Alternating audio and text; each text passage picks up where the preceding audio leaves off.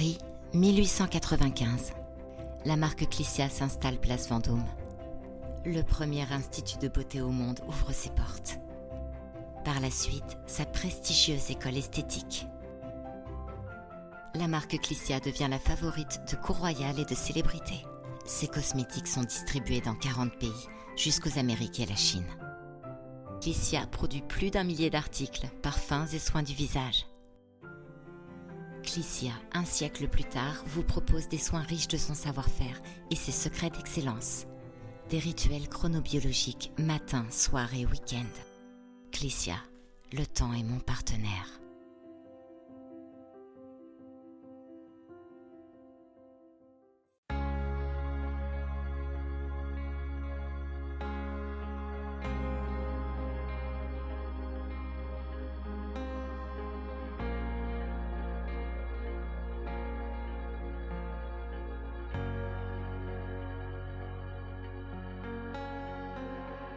Bienvenue sur Parlons de votre mental, le rendez-vous pour venir booster vos ressources psychologiques et votre mindset en écoutant des invités inspirants chaque semaine. Vous souhaitez être performant dans vos réalisations personnelles, professionnelles, tout en étant bien dans vos baskets? Nos invités de la saison 3 nous partageront comment ils font pour développer leur confiance en eux, leur motivation au quotidien, leurs méthodes pour gérer les échecs, la pression, le stress. Ils témoignent sur leur capacité de résilience et leur détermination pour toujours aller plus loin, plus haut, en restant positif. Abonnez-vous, ce podcast va devenir votre vitamine pour vous doper vous aussi à vous dépasser pour réaliser vos rêves. Et si nous découvrions notre invité du jour? Bonne écoute à toutes et à tous.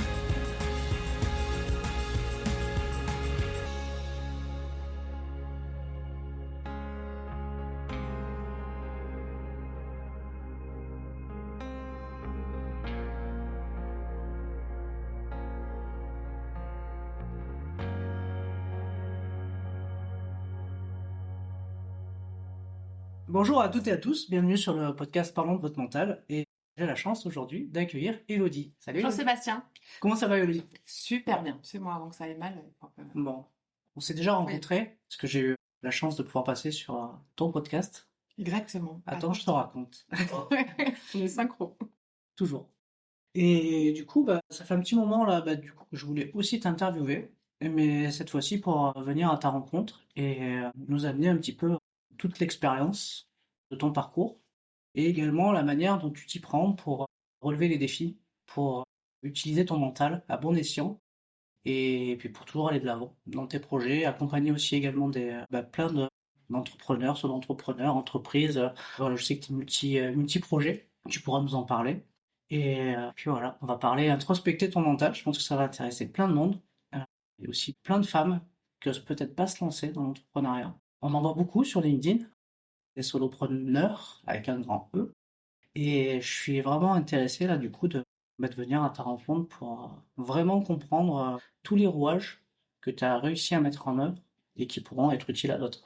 Bah écoute, c'est avec grand plaisir. Moi, l'entrepreneuriat, c'est quelque chose qui me passionne pour moi, mais aussi pour les autres, parce que je pense que les entrepreneurs vont vraiment changer le monde.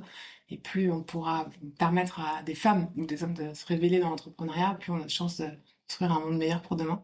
Et donc, je pense que je vais continuer encore quelques temps cette mission. J'en doute pas. Alors, tu connais le principe du podcast. Donc, tu sais qu'on va introspecter ton parcours, ton mental. Mais avant, il y a le warm-up. Et le warm-up, c'est toujours un petit mélange entre un petit portrait chinois et questionnaire de Proust pour venir un petit peu nous mettre en appétit. Alors, on commence. Si tu devais être une couleur, Elodie, quelle couleur serais-tu? Sans hésiter, le rose. Tant qu'à faire, voir la vie en rose, c'est quand même beaucoup plus sympa. Donc, c'est vraiment ma couleur. Ouais, d'ailleurs, ton époux te pique souvent ton chapeau rose. C'est vrai, mais c'est le sien en fait. Hein. C'est moi qui suis jalouse, mais c'est le sien. Mais tu sais que le rose, c'est une couleur qui est extrêmement importante pour moi parce que quand j'étais ado, c'était pas forcément simple, tu vois, à l'école. Et le jour où j'ai compris que je pouvais porter du rose quand j'ai commencé à bosser et que c'était possible, alors que tu sais, à l'école, c'était pas possible. T'avais le sac à dos noir, le t-shirt noir, enfin, fallait être en noir. La première fois où j'ai porté du rose, je m'en souviendrai toute ma vie que c'était comme une sorte de révélation. Je peux porter ce que je veux et j'ai pas besoin du regard des autres. Le rose. Le rose. Sache que j'aime bien le rose aussi. Et c'est aussi le second prénom de ma deuxième fille, tu vois. Si tu devais nous donner ton moment de la journée préféré, ce serait lequel? Bah, moi, j'adore, j'ai pas du tout de problème de sommeil et vraiment, je kiffe ce moment où, tu sais, je me mets dans le lit, je sais qu'instantanément, je vais m'endormir. Et je kiffe ce moment parce que c'est toujours avec énormément d'impatience pour le lendemain. Bah, en fait, la journée qui est passée, je sais tu vois, je l'ai vécue, donc je sais ce qui s'est passé, mais demain, je sais pas. Et à chaque fois, bah, je me débrouille toujours pour mettre un peu des challenges, des choses un peu sympas. Et du coup, bah, je m'endors en mode, allez, dors bien, réveille-toi vite, je veux voir ce qui va se passer demain. Alors, c'est pas un entretien d'embauche, parce que souvent mes invités Je me peux disent, essayer, mais... mais si tu devais me donner ta qualité principale, ça serait laquelle? Je pense que ça peut être, pas un entretien d'embauche, mais quand même, à la fois une qualité et une passion. Qualité, un défaut, pardon, je me spoil toute seule, mais parce que je suis quelqu'un de très passionné. Donc quand je m'engage dans quelque chose, c'est à 100 000%. D'ailleurs, je peux faire peur parfois aux gens qui me rencontrent en disant waouh, ça y est, elle a une idée. Déjà, elle en a fait un projet, elle a sorti. Voilà, donc je dirais que ma qualité, c'est ça, c'est de me passionner vraiment pour les gens et pour les projets que je peux faire avec eux. Et si tu devais nous donner ton principal trait de caractère?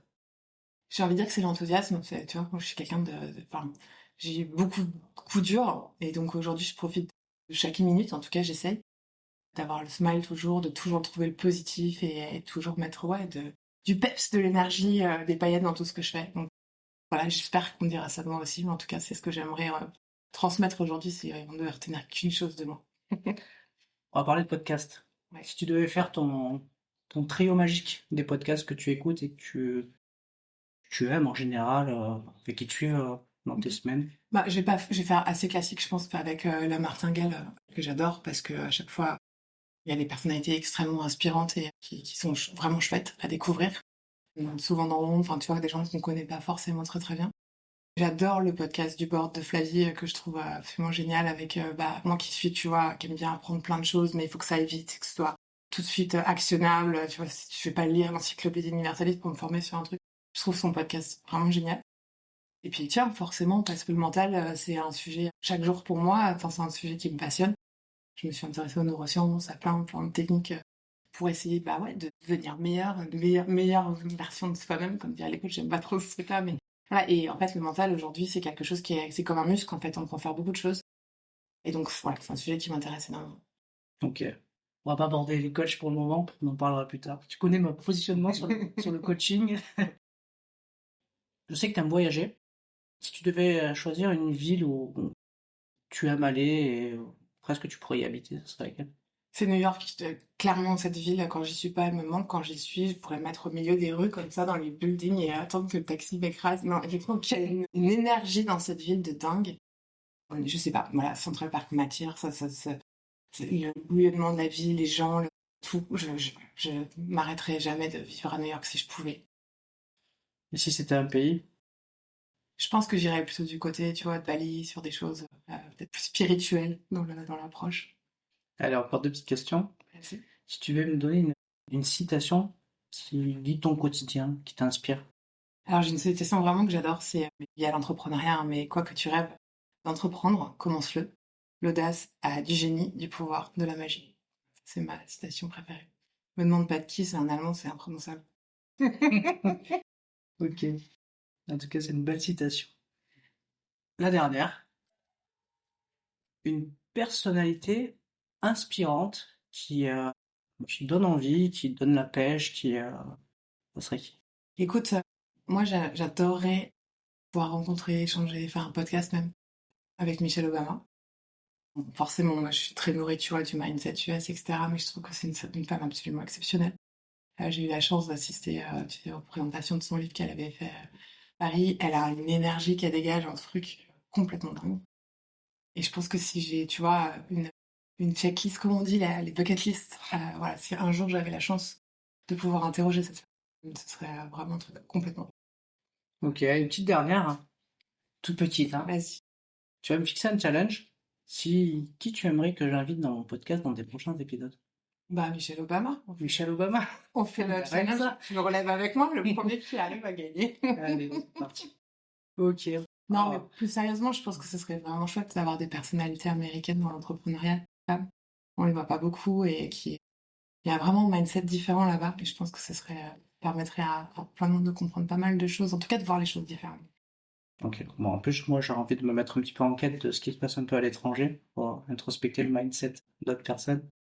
Donc, challenge relevé, on va s'y atteler. Merci pour Bah, écoute, avec cette plaisir. petite introduction.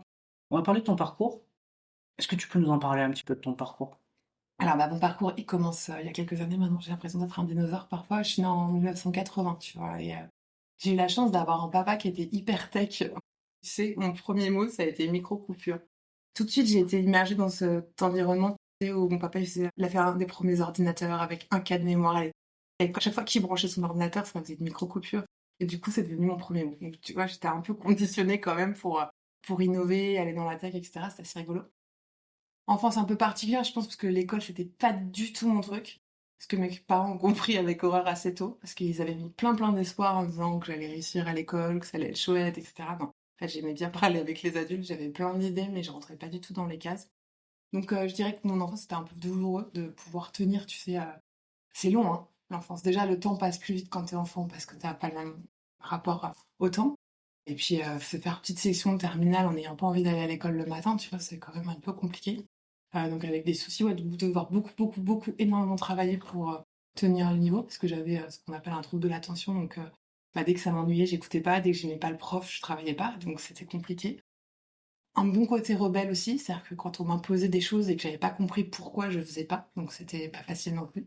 Et puis bah du coup, quand t'es un peu en décalage comme ça sur la façon d'apprendre, sur la façon de te comporter avec les gens, bah, d'avoir plus envie d'aller, tu vois, vers des adultes, moi les sujets des gamins de mon âge m'intéressaient absolument pas. Bah, rapidement, tu deviens un peu la tête de turc de la classe. Et donc, ça a tourné en harcèlement assez compliqué. Et puis, avec des parents très impliqués pour que je réussisse. Donc, ça, c'était chouette. Énormément d'amour, mais aussi une maman qui était, depuis quasiment ma naissance, qui était très malade. Qui a une sclérose en plaques. Et donc, bah, voilà, c'était réussir, c'était à la fois lui faire plaisir. Et donc, tu vois, il y a quand même voilà, un mix d'enfance un peu dur. Même si j'ai appris beaucoup de choses et que mes parents m'aimaient énormément, c'était pas facile pour moi.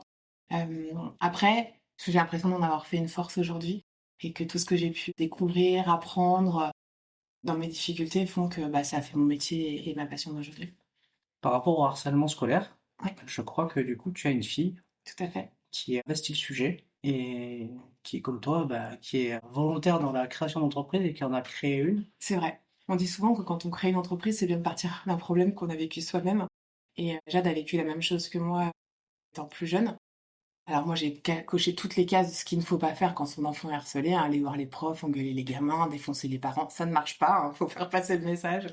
Et effectivement, on a beaucoup discuté avec Jade pour essayer de la sortir de cette situation. On avait rencontré une psychologue, bah, tu vois, aussi formée à Palo Alto, donc là encore aux États-Unis, qui nous avait montré qu'en fait, un enfant qui était harcelé était un enfant qui attirait le harcèlement. C'était écrit sur son front et que c'était sa posture, son comportement, et que finalement, le changer d'école, punir, etc., ça servirait pas à grand-chose. J'ai appris aussi que les enfants ne pouvaient pas, à leur âge, se rendre compte qu'ils étaient méchants, que ce qu'ils faisaient était très grave parce que psychologiquement, neurologiquement, ils sont pas assez évolués, leur cerveau est pas assez mûr. Donc quand on comprend tout ça et quand on a mis ça en perspective, bah, Jade a eu la chance de rejoindre un programme qui est fantastique, que je recommande à tous les enfants qui veulent se lancer un peu dans l'entrepreneuriat ou découvrir autre chose, qui s'appelle Startup for Kids. Et elle a monté une startup qui s'appelle Yabobo et qui propose aux enfants bah, de faire des petits tests et de détecter s'ils sont harcelés ou pas. Parce qu'un autre problème du harcèlement, c'est que souvent les enfants pensent que c'est des histoires très courtes de récré, les parents aussi d'ailleurs, et se rendent pas compte que c'est grave. Donc ça arrive pour d'autres enfants à des suicides, hein, on en entend parler quelques fois. Et justement parce qu'on n'a pas mis le doigt sur vraiment la souffrance du gamin et le gamin n'a pas mis le doigt sur la souffrance qu'il vit en lui. Donc voilà, je suis très fière de cette initiative qu'a Jade. Et d'ailleurs, on lui a demandé de changer de projet et elle a tenu bon et elle a dit non, je mènerai mon projet jusqu'au bout. Et ça aussi, bah voilà, on me semble un peu que c'est chouette. Non seulement c'est chouette, mais en plus, tu me donnes envie de l'interviewer. Donc, Jade, prépare-toi. On aura rendez-vous. Si tu devais regarder dans le rétroviseur de ton parcours, qu'est-ce que tu retiendrais, de quoi tu es la plus satisfaite aujourd'hui? D'abord, c'est pas bien de dire ça. D'avoir dit merde le jour du bac. D'avoir dit vous avez essayé de me faire rentrer pendant 17 ans dans des cases. Et aujourd'hui, c'est le jour où je dois, tu vois, donner à tout le monde raison d'avoir bossé, d'être dépassé, etc. Et on m'a dit, il faut que tu fasses. J'avais la jambe dans le plat parce que je me suis fait blesser juste avant. Et on m'a demandé de faire une expérience de chimie, tu sais, avec plein de tubes à essayer de machin. Que tous les autres gamins, ils avaient 15 minutes pour faire un exercice sur table. Je fais, enfin, vous vous moquez de moi, genre, je suis plâtrée, il faut que j'aille faire un truc. On me dit oui. Je fais, vous savez quoi, le bac, j'en ai pas besoin. Et suivez-moi, je vais réussir sans ça. Et je suis partie. Et je suis allée pitcher le directeur de l'école dans laquelle je voulais rentrer, qui était la première école du digital. Je dis voilà, j'ai pas le bac, j'en veux pas, ça sert à rien. Par contre, je veux rentrer dans cette école et vous avez besoin de moi. Parce que j'ai envie d'entreprendre, comme vous le proposez. J'ai envie de découvrir tout ce qui est Internet, etc. Et donc, comme l'école venait de naître, n'était pas encore homologuée, il m'a dit, allez, go. Et donc, je suis rentrée sans mon bac. Grand désespoir de ma mère. J'ai eu longtemps à s'en remettre. Et très fière, moi, de montrer que voilà, on pouvait casser les codes et réussir autrement que parce qu'ils nous étaient imposés par l'éducation nationale. Voilà. Après, je le recommande pas, hein, enfin, j'ai eu beaucoup de chance.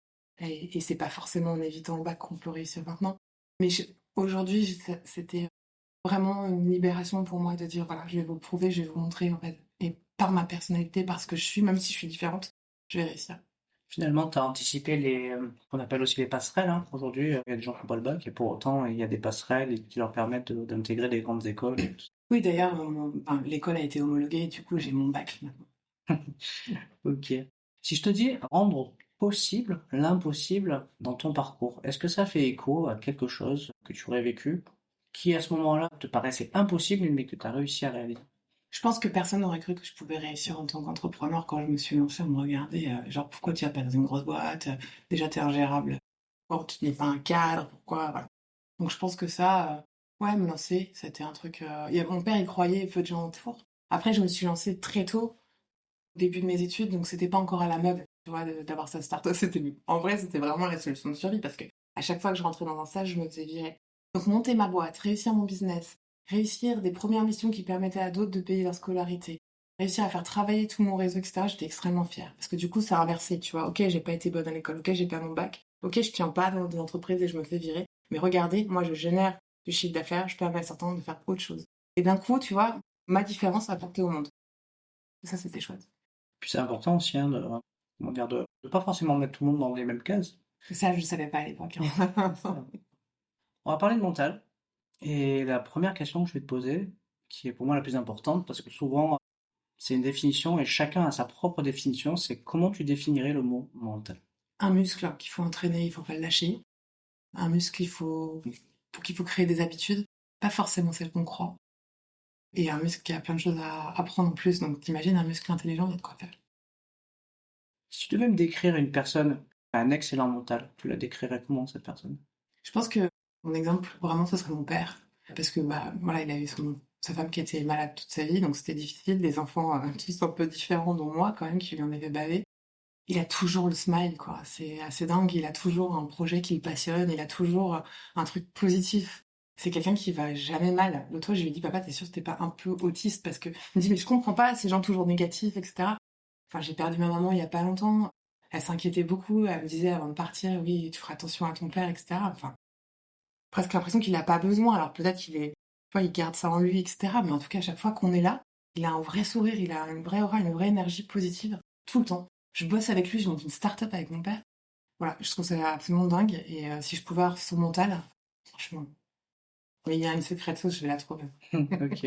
Justement, on va en parler des secrets, enfin en tout cas des tiens. Qu'est-ce que tu utilises toi? Est-ce que tu utilises des méthodes qu'on peut entendre un peu toutes faites, qui existent? Enfin, voilà, on en parlait tout à l'heure, sophrologie, hypnose, enfin, il y a plein d'outils qui existent. J'ai testé plein de trucs, mais il n'y a rien où j'ai vraiment accroché. Moi, je suis quelqu'un, finalement, tu vois, beaucoup dans l'action et me poser, c'est pas vraiment. Enfin, j'ai du mal à comprendre en quoi me poser va me permettre de repartir mieux. Même si je me rends bien compte que quand j'arrive épuisée en vacances 2 semaines après, je suis beaucoup plus en forme, mais tu vois, je retiens pas. Mais le coaching, me faire coacher, ça c'est un truc. J'ai besoin, tu vois, d'avoir quelqu'un à qui je peux confier ce qui se passe, ce qui va pas, m'aider à prendre mes décisions, ce qui est pas dans le jugement, qui va m'aider, voilà, à me poser les bonnes questions. Et aussi, je sais que moi je suis pas très coach en soi, mais aujourd'hui j'ai la chance de pouvoir travailler avec une coach qui va aussi me nourrir énormément. C'est-à-dire que moi je suis quelqu'un qui apprend beaucoup, mais j'apprends quand j'ai besoin. S'il me dit ouais, forme-toi à ça et que je vois pas l'intérêt là tout de suite, je vais pas le faire. Mais par contre, elle m'a donné plein de livres, elle m'a donné plein de formations, etc. Et du coup, je me suis, tu vois, formée un peu aux neurosciences. J'ai regardé pas mal de choses autour du cerveau, du mental, etc. Et parce que j'ai besoin de comprendre comment ça. Tu vois, ça revient un peu à ce que je disais quand j'étais gamine. Si je comprends pas le théorème de Pythagore, j'ai pu l'appliquer quand j'ai compris comment c'était. Tu vois, mon père, il démontrait tous les problèmes. Et donc là, c'est pareil. J'ai besoin de comprendre comment fonctionne mon mental. J'ai pas envie de me laisser mener par le bout du nez par mes émotions, mon stress, ce que je ressens. Je sais que je peux jouer là-dessus. Je sais que je peux transformer beaucoup de choses en positif. Et c'est ça qui est important pour moi. Et donc, je vais pas tester des choses, tu vois, je vais pas méditer, etc. Mais je vais beaucoup lire, essayer de comprendre, regarder des vidéos, beaucoup aux États-Unis, pour essayer de comprendre comment on fait pour muscler ce mental au maximum. Comment tu fais? Comment je fais? Bah, c'est ça. Aujourd'hui, c'est vraiment ça, hein, ma méditation à moi, c'est apprendre, regarder le soir. Je m'endors avec des vidéos, je teste plein d'applications, etc., de gestion du mental, de comment tu t'envoies, tu sais, des suggestions positives, comment tu visualises, comment. Tu vois, j'ai pas de méthode particulière, il y en a pas une sur laquelle j'accroche, mais je sens qu'à certains moments, voilà, il y en a, je sais exactement où je veux aller, ce que je veux faire dans la vie, comment je veux le faire, quelle émotion je veux ressentir. Et ça, j'y crois beaucoup. Je sais qu'à partir du moment où tu sais ce que tu veux, tu peux réussir. Et si mon enfance me l'a prouvé, tu vois, même quand c'était difficile, j'ai toujours eu quand même ce mental, même dans la difficulté, etc., de dire en fait, je serai une adulte heureuse. Et voilà. Maintenant, j'ai envie que mes enfants soient heureux, j'ai envie que mon taf permette à plein de gens de réussir. Donc voilà, j'essaye de comprendre comment ça fonctionne pour mieux l'utiliser pour moi. Ok. Bon, si je comprends bien, si je synthétise, du coup, quand tu as une idée en tête, de toute manière, tu la visualises fortement, tu y crois fortement, Ouais. et te donnes les moyens d'y aller, quoi. J'ai cette chance de pouvoir visualiser à la fois par l'image, à la fois pour le ressenti, à la fois par les sons. Enfin, je peux très vite. Je suis très créative, donc du coup, ça très très rapidement, je te mets dans un case vert et hop là, je suis donc. Après, ce qu'il faut retenir, c'est que, voilà, toutes les méthodes qu'on peut nous vendre, qui sont pour moi des méthodes, comment dire, qui se veulent être applicables à tout le monde, pour moi, c'est du bullshit. Donc, D'accord, voilà. c'est pour Donc, ça qu'il n'y a pas de méthode, mais tester plein de petites choses et trouver ce qui correspond. C'est important. ce qui est important, c'est voilà, d'être aligné avec sa philosophie de vie, et d'être très réceptif à ce qui nous fait du bien. C'est ça l'indicateur. Si on teste quelque chose et que ça nous fait du bien, bah, il faut se dire, bah, réessayons. Et Exactement. puis finalement, c'est un peu une expérimentation de plein de choses qui font qu'on apprend à mieux se connaître finalement. Ça, et c'est ça qui est chouette, finalement, investir sur soi quand on est entrepreneur ou pas d'ailleurs, mais investir sur soi, c'est quand même le sujet le plus passionnant qui est. C'est-à-dire qu'aujourd'hui, pour réussir dans ton job, pour réussir dans ta boîte, là, l'endroit où investir, c'est toi. Mieux tu vas arriver à te connaître, mieux tu vas savoir où tu veux aller, mieux tu vas savoir générer. Tu vois, regarde les gens qui génèrent du positif, quel que soit du positif, les gens qui font de l'argent, et quoi, quel que soit le business qu'ils lancent, ils font de l'argent. Versus ceux qui réussissent pas, et quoi que tu fasses, tu les aides, t'as beau, mais en fait, voilà, donc tu vois, il y a quand même un truc autour de l'énergie, autour du mental, autour ça qui est assez passionnant. Bah, je suis d'accord avec toi. Je crois que il y a cas dans ce qui peut être du mental, il y a aussi les rencontres, Bien sûr. les gens qu'on croise, qui nous font évoluer, en tout cas, dans notre perception des choses. Voilà, comme dans des podcasts par exemple. Complètement. Mais il n'y a pas de hasard, moi, je pense, sur les rencontres. Faites attention quand vous rencontrez quelqu'un. Il y a, logiquement, Il y a toujours quelque chose quelque il y a chose. toujours une Voilà, leçon. c'est ça. Toujours une leçon. Est-ce que tu penses que c'est primordial pour le mental d'être enthousiaste? Je pense que c'est pas le cas pour tout le monde. Tu vois, t'as des artistes qui ont besoin de déprimer pour être créatifs. Moi, pour être créative, pour être bien dans ma vie, j'ai besoin d'être enthousiaste, j'ai besoin d'être heureuse. D'ailleurs, je suis vraiment en lutte, tu vois, quand il y a un truc qui va moins bien, sur comment je vais pouvoir trouver voilà, où est le positif, comment je vais aller le chercher. D'ailleurs, mon job aujourd'hui, quand même, avec les entrepreneurs ou les grosses entreprises, c'est quand même de régler des problèmes, tu vois. Donc, j'aime pas ça, hein, voilà. Quand il y a un truc qui va pas, c'est pas un truc, vivez-le en pleine conscience. Oui, oui, c'est sauf qui peut, où est-ce qu'il y a du positif et comment je fais pour ramener le positif, ça c'est hyper important et l'enthousiasme en fait partie. On va parler un petit peu de tes relations aux erreurs et aux échecs, même si j'aime pas ces deux termes, mais bon, je les emploie parce qu'ils sont quand même souvent évoqués en France. Moi, je préfère parler d'expérience. Mais du coup, toi, t'as quoi comme, par rapport à ces deux mots, par rapport à ton expérience aussi que tu as eue à l'étranger, comment tu gères ça, toi? En fait, j'ai deux moments dans ma vie très rapprochés qui m'ont fait comprendre un peu la différence entre échec, apprentissage et réussite. La première, c'est le jour où j'ai eu billet pour partir dans la Silicon Valley pour suivre un programme d'accélération qui était un truc vraiment chouette, où on levait des fonds pour la boîte que j'avais, qui était une start-up à l'époque. Et parce que j'avais eu un échec avant, la banque arrive, donc on nous ouvre les grands bureaux, les machins, etc. On partait aux US, on était dans tous les médias, enfin tu vois, il y avait quoi en termes d'ego, c'était cool, tu vois. Super bien reçu à la banque, etc. Pour ouvrir donc le fameux compte, déposer l'argent qu'on avait levé, etc. Et là, le banquier me prend à part, il me fait en fait, madame, tout ça, il n'y a pas de problème, hein, on va vous suivre, mais juste, vous pouvez pas être présidente ni apparaître dans le statut. Et j'ai fait, quelle raison? Il me fait, bah en fait, on a la trace, vous avez un dépôt de bilan et tout. Je fais, mais j'ai pas déposé chez vous, c'était il y a quelques années. Et il me fait, non, mais tout se sait, tout se garde, donc aujourd'hui, pour nous, ce n'est pas possible. Donc en France, tu as eu un échec en tant qu'entrepreneur, tu ne peux pas rebondir. J'arrive aux États-Unis avec mon projet, donc très confiante de la réussite, et je le trouve d'ailleurs. Au bout de quelques semaines, on arrête ce projet. Et C'était dur, c'était un échec. On disait, voilà, stop, le projet va pas fonctionner. On a une très belle idée à la française qui est géniale, mais à la mode US, il faut gagner du pognon, ça marche pas. Donc, c'est raté. Et je me rappellerai toujours le jour où Pierre Gobil, qui était notre accélérateur, me dit les mecs, faut arrêter là, c'est mort. Là, tu sais. Et d'ailleurs, on en discutait, il y a très peu d'entrepreneurs qui ont été capables, comme toi, en 2 secondes, de dire ok, t'as raison. Moi, il me l'a dit, il y a des infos que j'avais eues pendant 6 semaines qui sont cristallisées. Je dis ok. Le soir, on a fait la teuf. En fait, aux États-Unis, un échec, c'est ce qui te rapproche le plus de la réussite. Il n'y a pas d'échec, t'apprends. Et c'était génial. Enfin, franchement, il n'y a pas eu de jugement, personne ne nous a mal regardé, personne, tu vois. Ma crainte, ma boule dans le ventre, c'était de rentrer en France et d'annoncer cet échec. Là, oui. Mais aux US, c'était complètement dingue. Je me suis remis à bosser comme une dingue. J'ai rencontré un gamin qui était richissime parce qu'il avait fait un site pour des avocats et s'était fait payer en bitcoin. Le mec est millionnaire. Et il me dit non, mais Elodie, stop là. Arrête de bosser. Tu t'as posé ton projet. Va faire un tour. Partez 3 à 4 jours et puis revenez, vous aurez les idées fraîches et tout. Voilà. Mais tout le monde célébrait le truc. Et même à la fin du programme, on a pitché notre échec et on s'est fait applaudir. C'est dur de pitcher un échec, tu vois, et en plus j'étais enceinte, enfin, on avait fait tout ce trajet avec nos enfants, mon mec avait lâché son boulot, enfin, tu vois, il y avait quand même un truc, c'est toutes les cases de l'échec. Et ben non, c'était pas un échec. C'était une expérience. C'était une expérience. Ok. Si on rebondit sur, finalement, tu me parles du regard des autres. Comment tu le gères aujourd'hui, ce regard des autres, et comment tu le gérais avant? Longtemps, je l'ai très très mal vécu, le côté cours de récré, là, à chaque fois que j'arrivais quelque part, etc. Et je détestais ça, arriver en public, etc. Et puis, je sais pas, j'ai bossé ce sujet-là avec ma coach, incapable de te dire ce qu'elle m'a dit, comment, et du jour au lendemain, c'était plus un problème. Aujourd'hui, j'ai plus aucun problème du regard des autres, je m'en fous complètement. Ça a été un peu dur quand j'ai fait beaucoup de vues sur LinkedIn, mais ce qui a été dur, c'était pas tant, tu vois, les haters, les machins, c'était plus tes potes qui t'envoient des trucs en disant tu fais la une de Twitter, t'as vu les haters, les machins, ou qui te faisaient des screens, des commentaires et qui te les envoyaient. Ça, c'était un peu plus, voilà, douloureux. Donc non, le regard des autres aujourd'hui, on m'en fiche. Si on aborde la thématique de la confiance, Ouais. comment tu as réussi à construire une confiance avec le temps? C'est très bizarre parce que d'un côté, j'ai pas du tout confiance en moi. Tu vois, je me posais plein de questions et en week-end, par exemple, si je fais pas de sport ou je bouge pas, mon cerveau, tu vois, je remets tout en question, tout à plat, etc.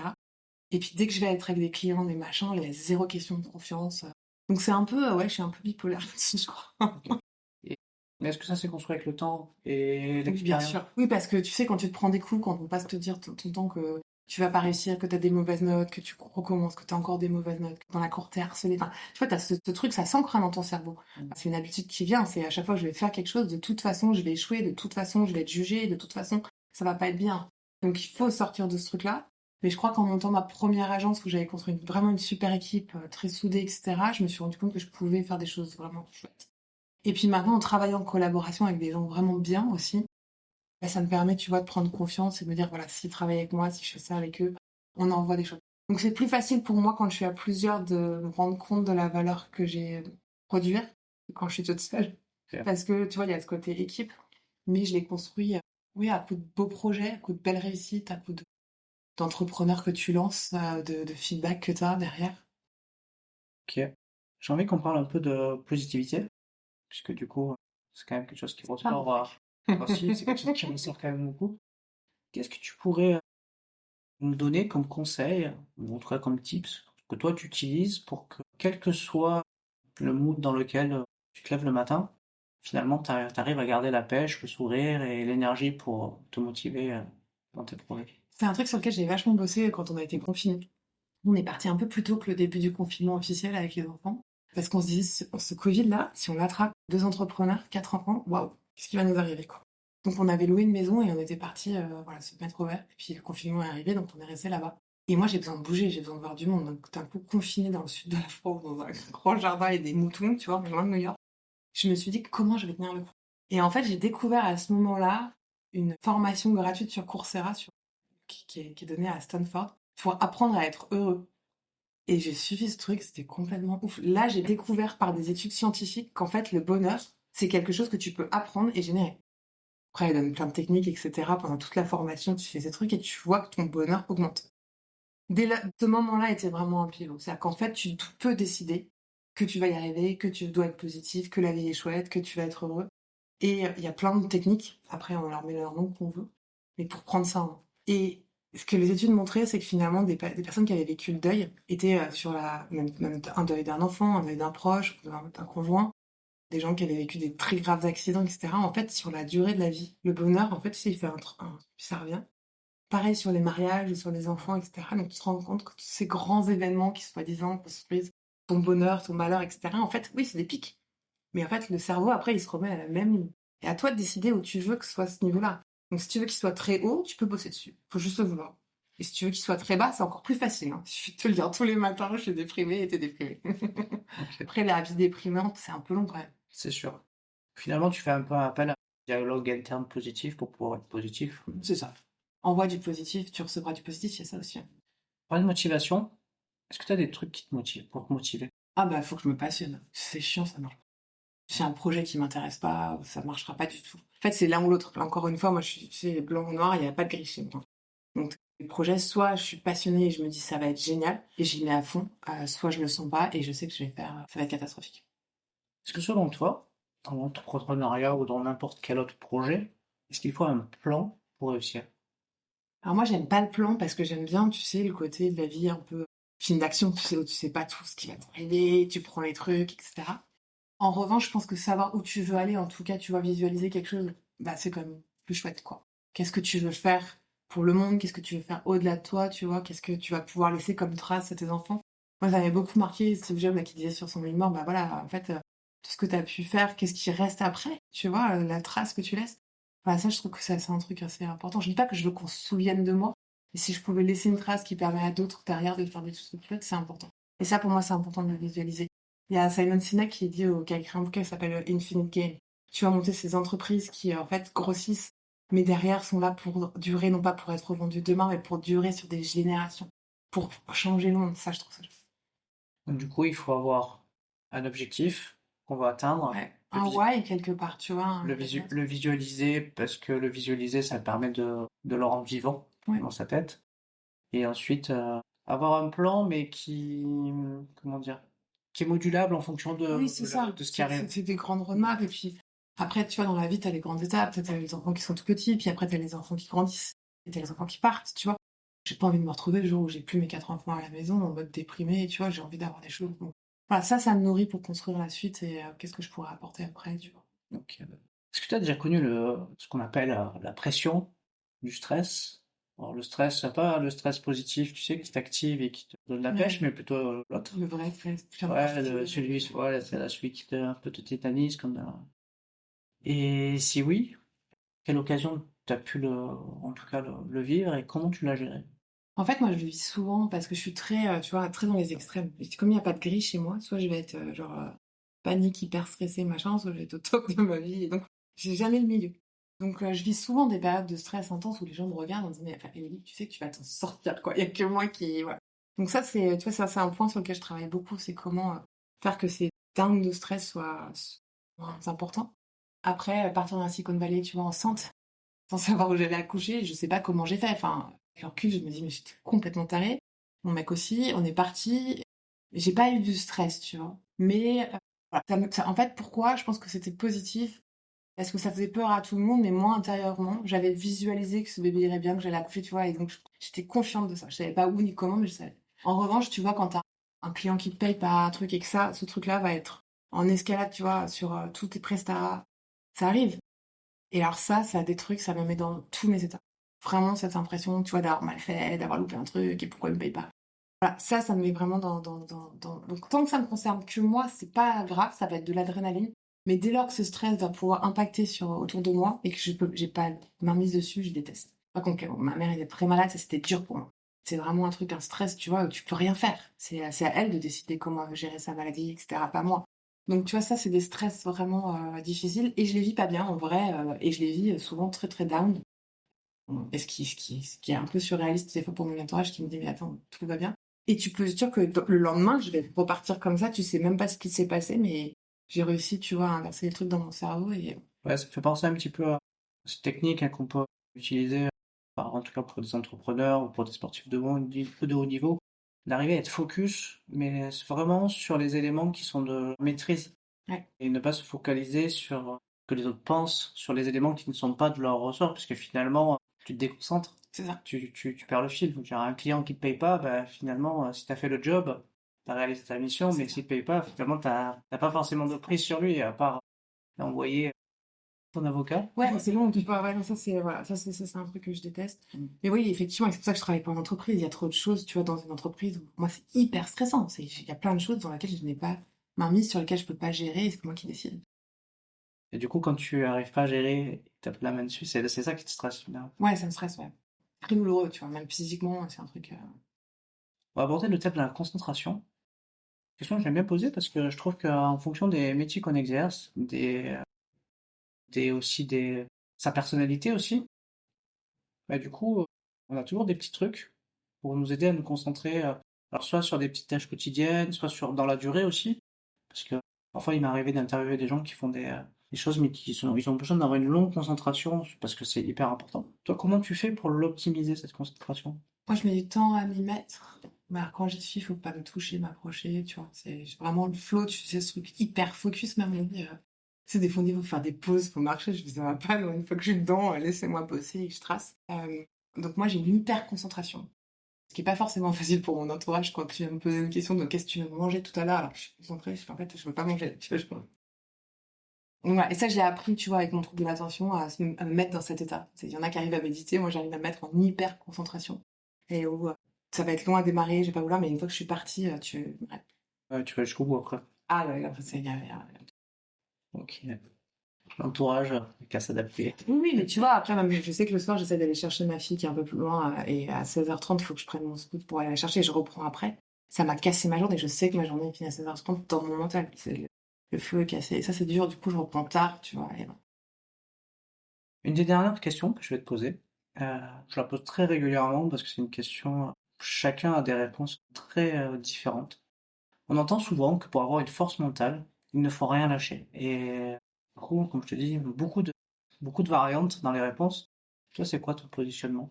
Je pense que le rien lâcher, c'est pas bon, parce que tu sais, se taper contre un mur, ça fait mal. Donc, je pense qu'il faut plutôt savoir prendre les choses, tu vois, et les laisser passer, plutôt. Et moi, c'est souvent comme ça que j'apprends. Tu sais, je laisse passer, c'est dur, je vis, tu vois, je te dis, je fais très mal mon stress, c'est quelque chose de douloureux physiquement, etc.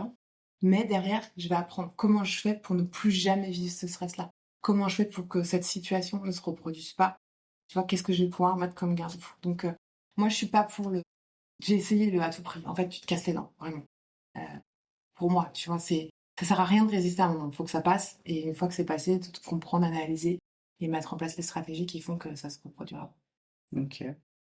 Merci Elodie. Mec, c'était avec grand plaisir. Donc c'était la dernière question que je voulais te poser, mais bon, comme tu sais, en fait, dans le podcast, en fait, j'aime bien que mon invité laisse une empreinte, quelque chose qui lui tient à cœur, voilà, qui restera dans le podcast et que en tout cas les auditeurs pourront prendre ça comme un moyen de réfléchir à quelque chose, en tout cas quelque chose qui te tient à cœur. Et ça serait quoi? Écoute, moi, si j'avais un cadeau à faire, ce serait conseiller aux gens de lire Atomic Habits, ou en tout cas de s'intéresser à ça.